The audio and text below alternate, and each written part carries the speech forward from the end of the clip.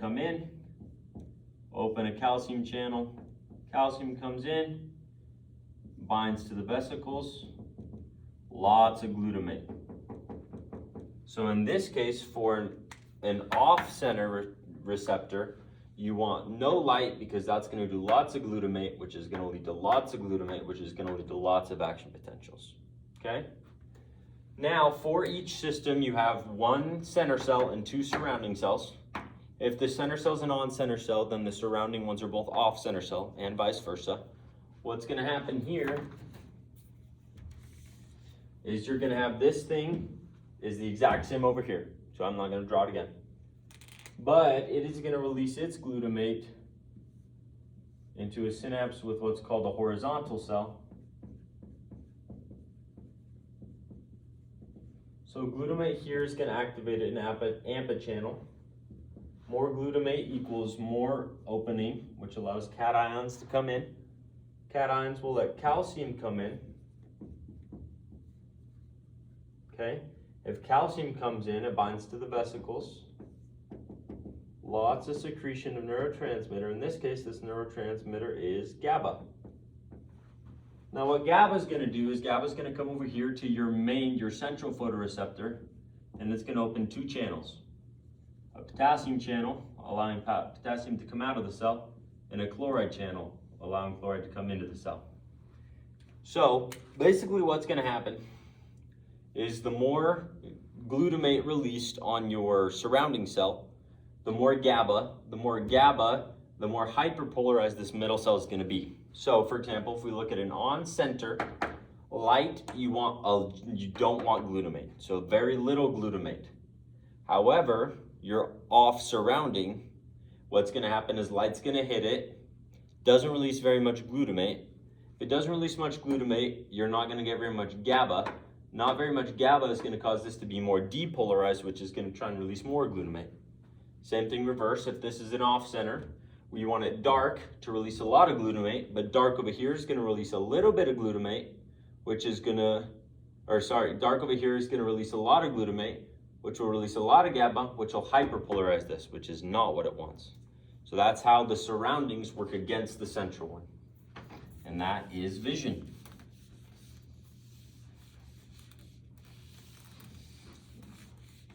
All right, we'll finish it off today with hearing. Okay, so basically, let's see if I can draw all this. Really? You have your ear, and your ear comes down this tube called the external auditory canal. This part of your ear is called your pinna. That's like the part of your ear you can touch right here. This is all your pinna. Sound's going to come down your external auditory canal, where it's going to come into contact with your eardrum, or as it's otherwise known, the tympanic membrane. Tympanic membrane shaped kind of like a cone, and it's connected to your three ossicles or ear bones. So you have your malleus, your incus, and your stapes. These are all connected from point to point, which allows for greater transference of vibration. It's going to amplify your vibration even more. Your stapes is connected to your oval window, which is then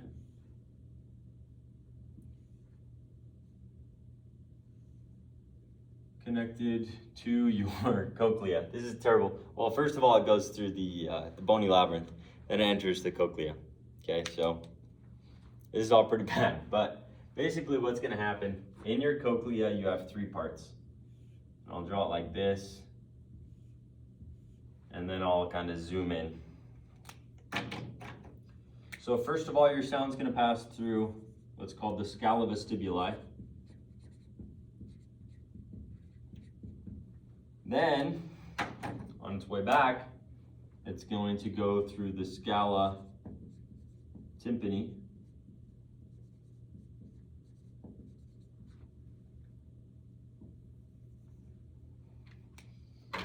And to do that, it has to pass through, to get to that, it has to pass through this middle spot called the cochlear duct. Okay? Now we're going to take kind of a little cross section of that. I'll draw over here. Can you see? Oh yeah, you can. You can see. So let's see. Okay. We're gonna go like this. We'll go like here. We'll go like here.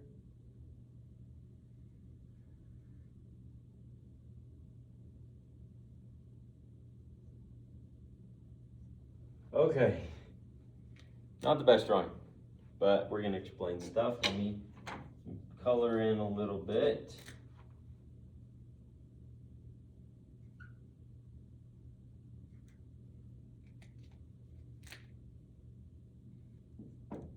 Okay. Perfect. Make a few more shadings.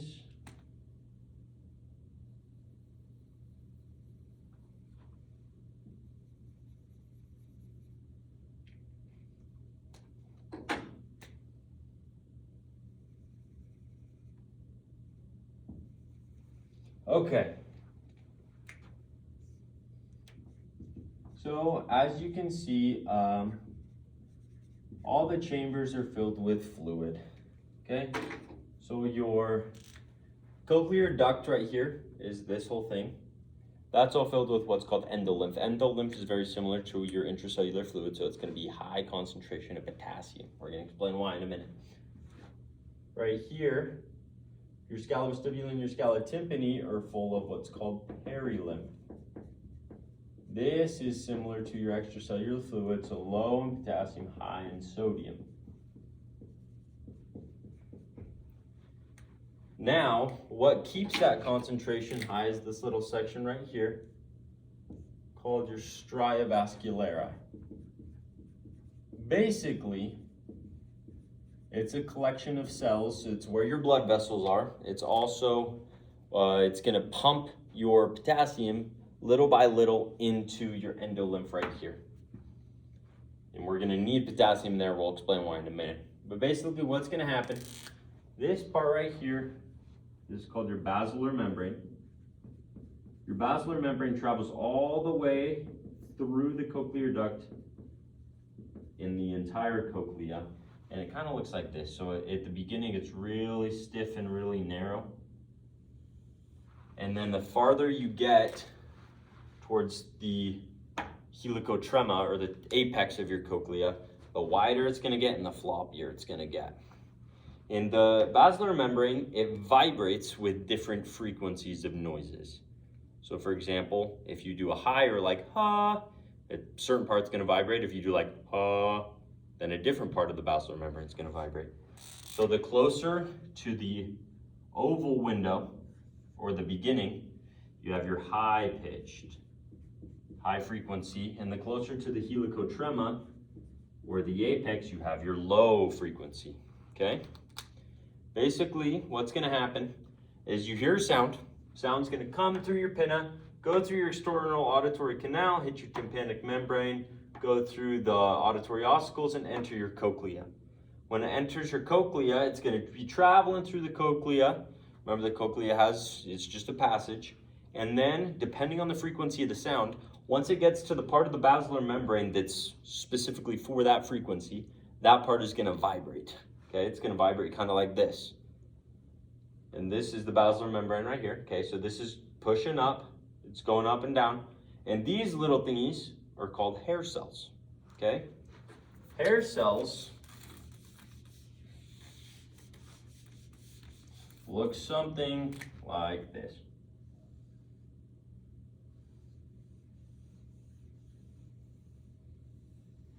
Okay, so this is a hair cell. These are called stereocilia, and then your main hair cell.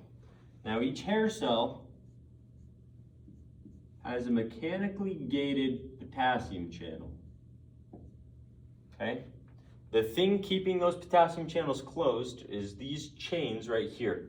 It's folded, it's not folded, it's kind of like leaning against it. So as you can see, this is leaning against this is leaning against this. So these chains are not tight at all. So these channels stay closed. However, when the basilar membrane vibrates, it pushes the hair cells against this thing called the tectorial membrane. Tectorial membrane is pretty firm. compared to the fluid. So what's gonna happen is when they get pushed,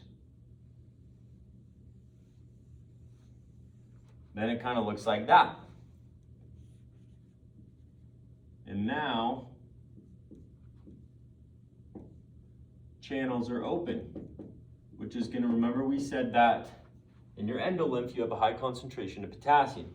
So if you have a high concentration of potassium, it's gonna go inside of your hair cells. The reason why it goes inside your hair cells is the following. Your tissue potential in here is 80 millivolts, okay? This is negative, these are negative, and that's gonna be negative 40 millivolts, or no, 40 millivolts, my bad. Which means your total endocochlear potential